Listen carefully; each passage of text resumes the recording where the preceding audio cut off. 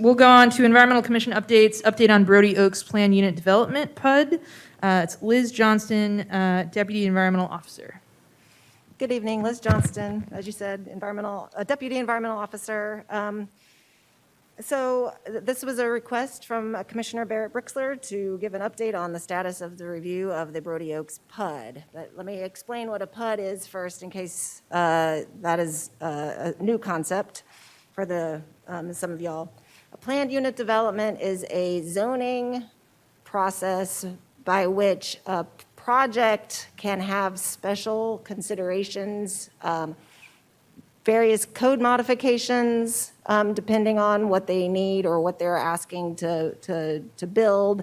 It allows a project to have more flexibility to look at their project holistically. In exchange for code modifications, PUDs also have to be superior, and they have to be in order to be recommended. Environmental superiority is one type of superiority. There are other kinds of superiority elements, but we focus on environmental types of superiority. So the project has come in. This is in case you're not familiar, it's the site at the corner of Lamar and 360, where the old Toys R Us store used to be. They have submitted an application for review, and the very first round of review has been completed, and the comments have gone out to the applicant. Next, the applicant will need to respond to those comments with a formal submittal. And so some of the ongoing conversations that we've had with them are related to where the location of the re-irrigation will be located. So this is a PUD that is located in the Barton Springs zone, which has a non-degradation water quality standard that requires a system of dealing with the stormwater called retention re-irrigation, where the water is held and then irrigated. And so the location of those drain fields, those irrigation fields, is under conversation. The applicant would like to include them in the greenbelt. So this project backs up to the Barton Creek greenbelt. And staff does not want to see that happen. That would not be a superiority item. There's an issue with the location of an electric substation. So the amount of power that the project would need would require Austin Energy to locate a substation. And the colleagues at Austin Energy are trying to locate a place for that, either within the PUD itself or somewhere else. There is a cave underneath the existing development called Airman's Cave. It is very deep, and so caves have an 150-foot buffer around them. The cave, that's three-dimensional, so it extends underground. The cave is within that 150-foot from the surface, but we're working with hydrogeologists to examine that to see if there's any hydrological connectivity from the ground to the cave. It appears that there is not, and so we're looking to see what the acceptable level of depth of any piers could be above the cave to ensure that the cave isn't compromised. We are having conversations surrounding parkland dedication, and the applicant is also proposing to waive the Hill Country roadway ordinance. So PUDs can take some time to work through all these conversations that we have. Some can take years. If the applicant is responsive and really, comes to the table and we work together, it could be faster. But at any rate, we do not expect this particular PUD to come back to this commission before the end of the year. However, when we are ready to bring it forward and with a recommendation, it does go to the Environmental Commission first for a recommendation before going on to the Land Use Commission and City Council for final adoption. And that is my high-level briefing. If anyone has questions, I'd be happy to answer them. Does anyone have questions?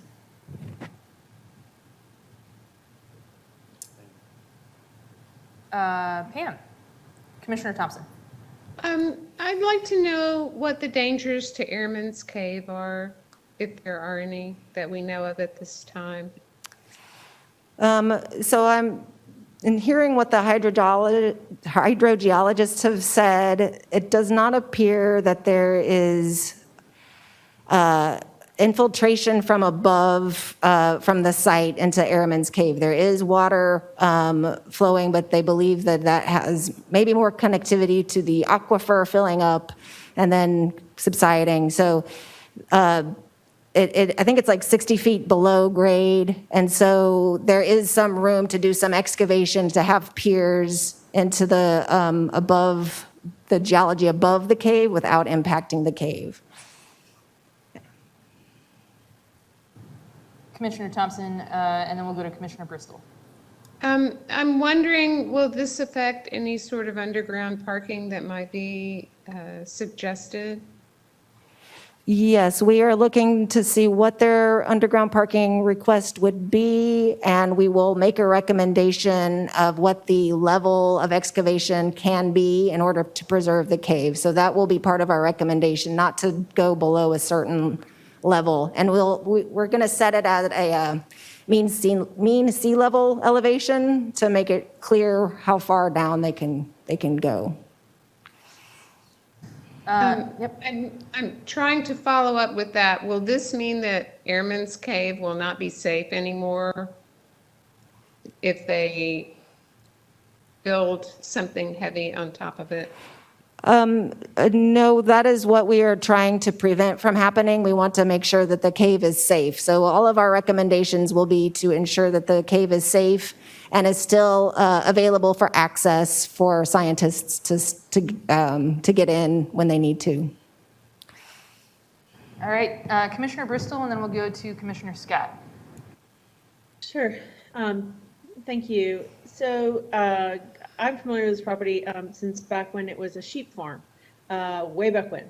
And one of the things that I've always noticed about that property is the parking lot is always buckling, and there's seeps that come out from it, pretty consistently after every single day. How is that going to be addressed, and is that something that's come up on the in the study?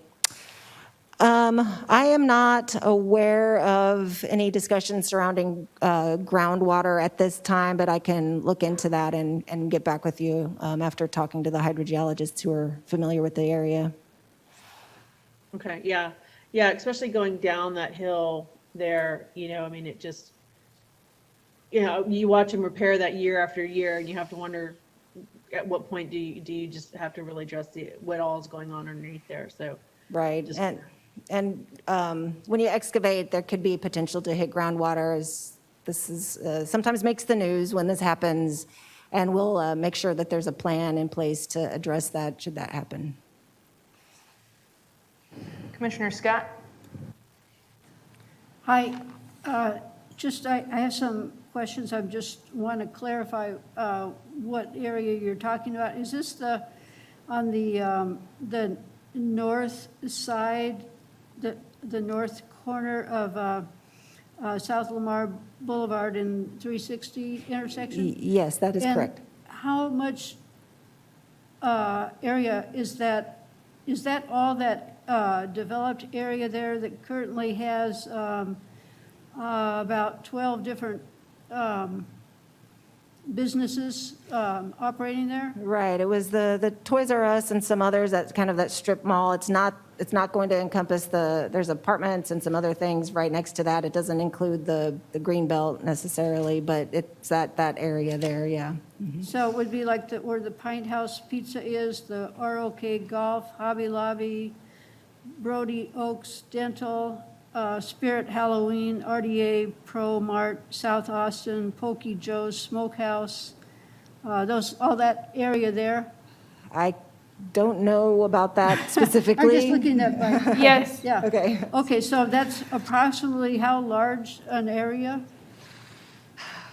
I don't have those numbers in front of me right now, but I can get that information to you and- fairly easily.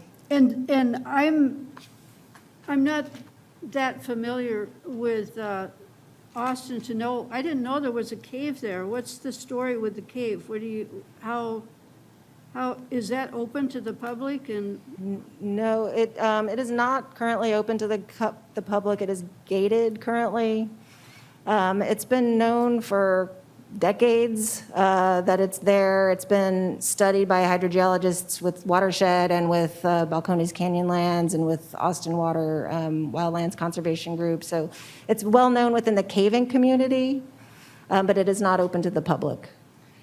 and the concern is not to build a structure that would collapse because of the cave? That would, yes, we are interested in the structural integrity of the buildings, but we are primarily concerned with the preserving the cave. That is our scope. Because the cave is an active living cave with water going through it? Is that, I'm just trying to understand. I believe so, yes. Okay, so, and what kind of setback would be required from the greenbelt? So there isn't a setback that I'm aware of from the greenbelt necessarily. We just don't want the project, the water quality controls to encroach into the greenbelt. But part of the project may also include connectivity from the project to the trail. So there could be a trail system incorporated into this. So, and that would be a good thing? Yeah, Yeah, I believe that would be something that Parks would be asking for. right, so we can, everybody can get from here to there. Okay, okay, thank you very much. I appreciate the presentation. Thank you. Commissioner Barrett. Hi, Liz. Thank you for the presentation, for the update. One question, actually two questions. You mentioned that the applicant was proposing to waive the Hill Country roadway ordinance, and I'm not very familiar with what that's suggesting for them to waive it, and what that means. So the Hill Country roadway is it's a zoning overlay that affects certain roads, 360 being one of them, and there are certain requirements. So development is intended to be set back from the road, and the setback is intended to either be remain in a natural state or be restored. And so their project is more being on the Lamar, it's more urban than that, than what the Hill Country roadway anticipates. And so they are proposing to waive those requirements. There's other requirements as well. It's fairly extensive, but I could give you the link to that if you would like to, if you could look at it. There's impervious cover, open space requirements, setback requirements, height. Yeah. Right. And I Building height, yeah. I recall now that you mentioned impervious cover, that I think when Bobby Levinsky from Save Our Springs commented, he was requesting that the applicant calculate impervious cover the same way. I think that either the Save Our Spring ordinance or that the city has traditionally calculated it. I remember that coming up. Right. Yeah. So the Barton Spring Zone has very limited impervious cover requirements. This is far in excess of that. So this is Barton Spring Zone in Barton Creek watershed over the aquifer. The net site area is 15% of the site can be developed under the SOS ordinance. There's another provision that the applicant could choose instead of a PUD called the Barton Spring Zone redevelopment exception that would offer them some relief. However, we have said that we are not going to look at that exception in terms of determining what is superior. We are going to use current code as the baseline for our determination of what is superior. However, we also want to consider the fact that it's very high impervious cover with substandard water quality controls when we look at that as well. Okay, thanks. So now to my second question, because I skipped over it. At the time as well, I guess when we got the initial briefing on it, What was that formally called in the process? It was just like a, Before PUDs can be submitted formally, there's a development assessment, and then that is where they come and they basically just give a briefing. It's a heads up, this is coming. And then if you have any feedback at that time, they would, take that into consideration as they move through their final design. okay. Yeah, so during the development assessment, in the briefing, they had mentioned that they were planning to, I guess, build to the Austin Energy Level 2 standard. And I don't know if I said that completely accurately, what it's called, but the Austin Energy. Right, the Austin, green building, tier 2. Mhm. Too, and Yeah. I know that I believe is the minimum, and so that was a suggestion that we had, was to Okay.